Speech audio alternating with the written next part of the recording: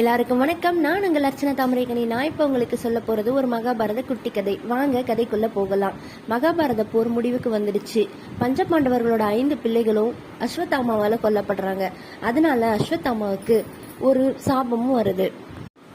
சாபம் பெற்ற அஸ்வத்தாமா வனத்துக்கும் போயிடுறாரு. வனத்துக்கு போனதுக்கு அப்புறம் அவருடைய சாபத்தை பத்தி அவர் வருத்தப்படாம தன்னுடைய தந்தையோட இறப்பு ஏன் இப்படி நடந்தது அப்படின்றத பத்தி தான் யோசிச்சுட்டு இருக்காரு.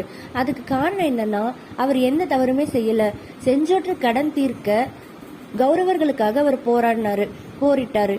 அதை தவிர அவர் வேற என்ன தவறு செஞ்சாரு? எதுக்காக அவருக்கு இப்படி ஒரு தண்டனை அப்படின்னு அவரை யோசிச்சுட்டு இருக்கிறாரு. இப்படியே யோசிச்சுட்டு இருக்கும்போது ஒரு கட்டத்துல இதுக்கான பதில் யாருக்கிட்ட கிடைக்கும்னு யோசிக்கிறாரு. அப்படி பார்க்கும்போது ஸ்ரீகிருஷ்ணர் கிட்ட மட்டும்தான் இதுக்கான பதில் இருக்கு. ஆனா ஸ்ரீகிருஷ்ணர் மேல அவ்வளவு கோபம் இருந்தாலும் கிருஷ்ணர் ஒரு முறை காட்டுல பார்க்கும்போது அவர்கிட்ட நிதானமா எதனால என்னுடைய தந்தை கொல்லப்பட்டாரு அப்படின்னு ஒரு காரணத்தை கேட்கிறாரு.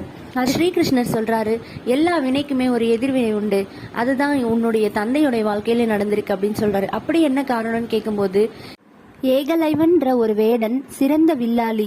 அவன் உன் தந்தையிடம் வில்லம்பு கற்றுக்கொள்ள ஆசைப்பட்டான்.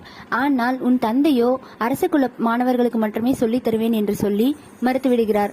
அதன் பிறகு ஏகலைவன் மானசிய குருவாக துரோணரை ஏற்றுக்கொண்டு அவருடைய சிலை முன்பு தானாக வில்லம்பை கற்றுக்கொள்கிறார்.